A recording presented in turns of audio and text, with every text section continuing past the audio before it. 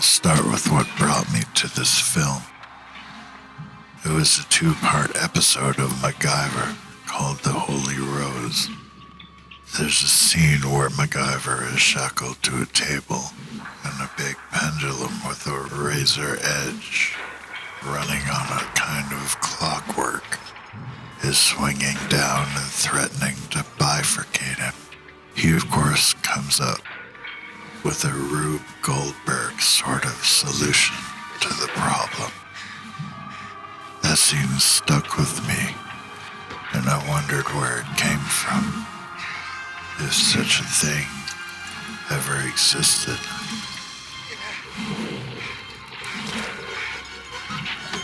It led me back to a Vincent Price Gothic tale.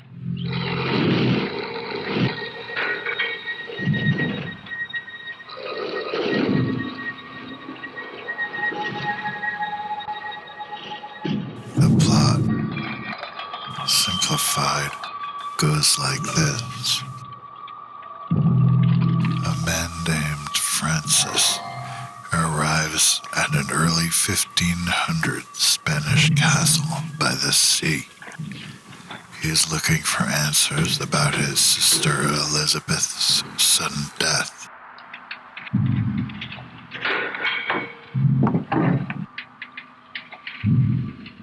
He meets her widower, his brother-in-law, Nicholas, a nervous, fragile man haunted by his family's history, which he thinks may have cursed him, and Nicholas's sister Catherine, who insists Elizabeth died of a mysterious disease of the blood.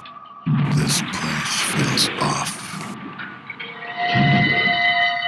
Nicholas believes he is cursed by his father's use of the dungeon below the castle as a torture chamber during the Spanish Inquisition. Nobody expects the Spanish Inquisition!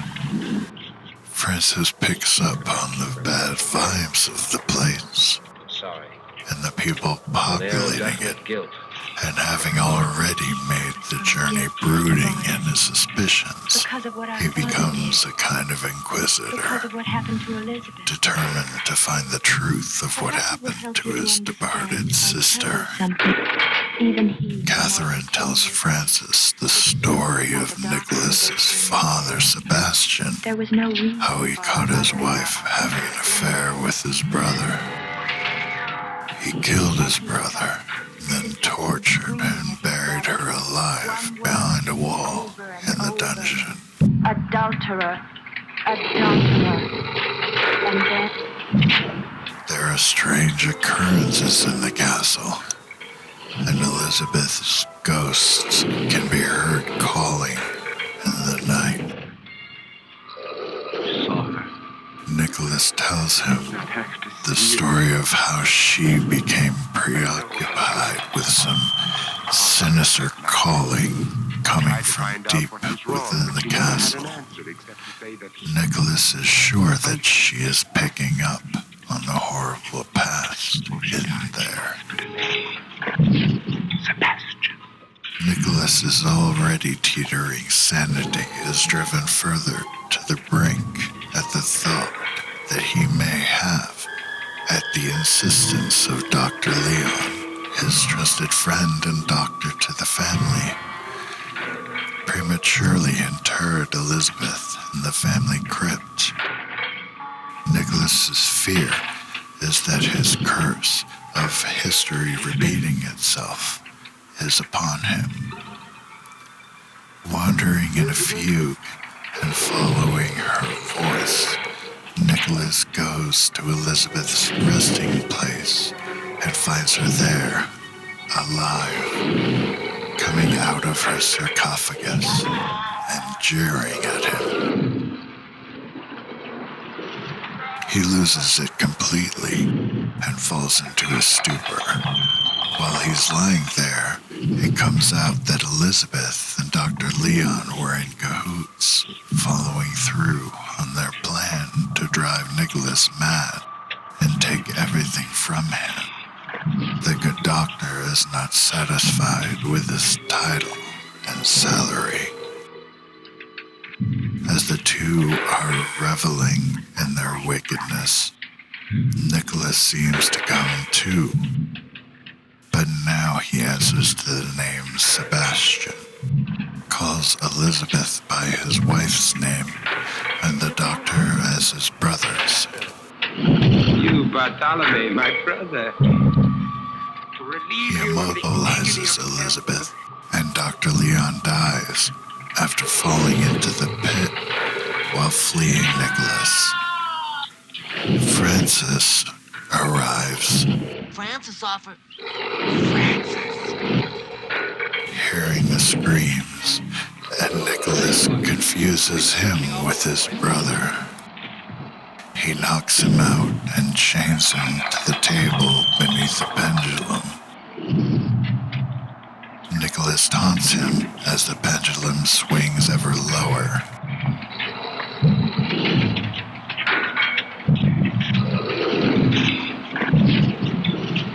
And Francis begins to dissociate from the horror that is upon him.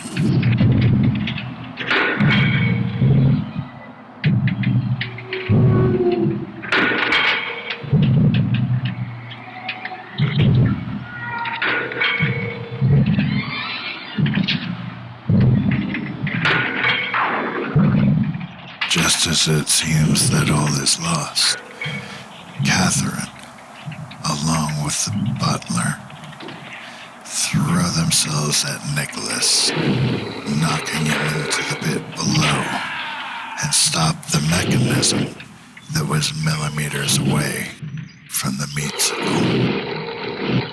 As they go to leave, Catherine ominously states that no one shall ever enter this room again. After the door closes, the camera pans over to show Elizabeth, still alive, trapped in an Iron Maiden. Buried alive. Buried alive.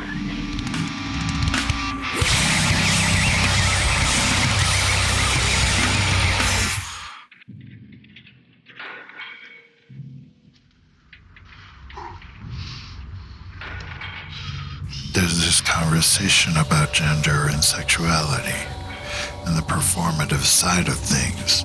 I've studied the theory and philosophy in general and have come to the conclusion that Vincent Price is an archetype. There's something fluid in the way he comes across, like bamboo, that is flexible yet firm. Before I get back, we'll play the His affectations carry over from stage to film. These dramatic gestures and the ending of lines with a certain lilting delivery. The way he cleaves to the bedpost, this line. I had not intended to so display myself. At the time, it was considered a feminine thing to apologize for displaying emotions so openly. So, what's your name? Adam, you forget yourself. I apologize for the Family Guy reference, but we are talking about culture here. And like it or not, that does make the point about women being forward with themselves. Price did horror very well.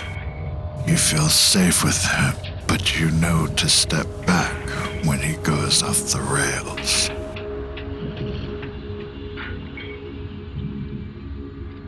The movie starts out with mixing liquid pigments. I have really latched on to this kind of visual and have used it in my own videos. I first got into it with a film, The Tree of Life. In the intro there is depicted the creation of the universe, and to get that effect, the cinematographer filmed macro frames of liquid droplets which look like heavenly bodies forming in nebulas. This visual was also popular in print in the form of hand-marbled end papers, much like the latest methods of hydro dipping only instead of putting camo on a handguard, they put marbled colors on paper. These were popular in the Victorian era through the 19th century and were signs of quality.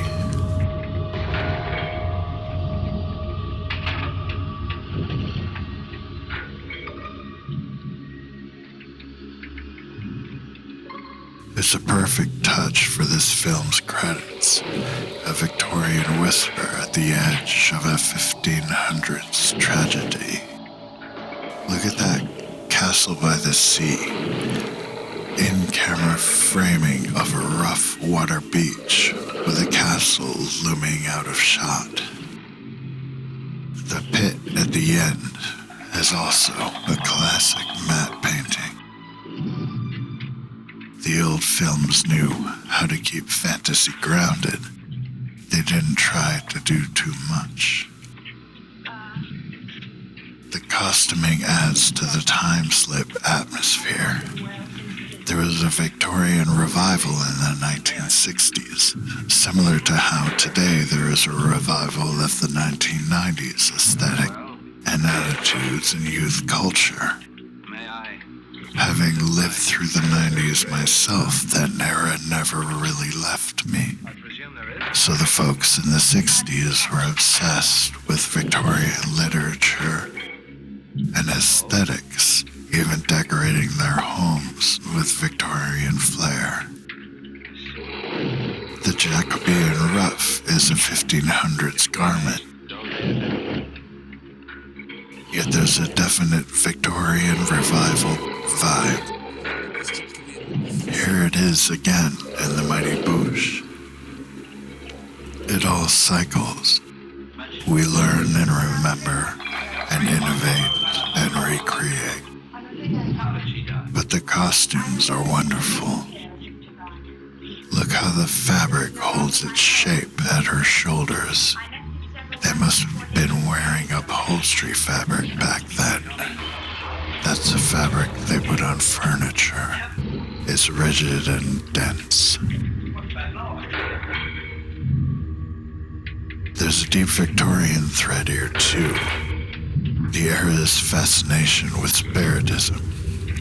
Spiritism was a trend in the Victorian era where women would be seen as mediums and psychics. At the time, women were thought more open to the spirit world, more emotional, more in touch with the ether, a woman's intuition and all that. So they would make for better mediums. That belief gave many women new public voices. It was very subversive in that due to this belief, women were suddenly speaking from pulpits and writing newspapers because men were finding this value in them. It was like a woman's liberation cheat code. In those times, they needed all the help they could get. In Price's mannerisms, that stage-honed, slightly androgynous grace sits right in that current. It may even be that as he believed he was dealing with the ghosts of his wife, he took on feminine traits, progressively through the story, becoming faint and needy. These are traits associated with the feminine. Not that all women are emotional and needy. They are categorical. Where we may find ourselves in relation to those categories can help in understanding who we are in relation to the terror of existence. It all cycles. We learn, we remember, we recreate. Classic Gothic stories like this one remind us that the history and style swing back and forth like a pendulum. Thank you for going over this tale with me. I hope it encourages you to watch other pictures by American International, MGM, and Hammer Horror Films. We are the legacy of these stories, these aesthetics. I can make more of these movies in a way that provides an accessible entry into dusty films like these that might seem boring or too old to relate to.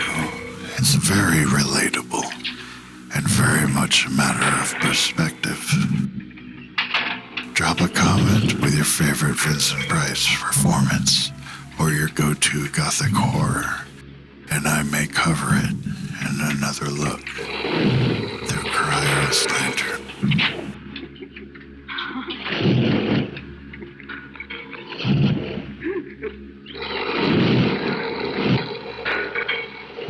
They crashed him out so hard he turned into his father.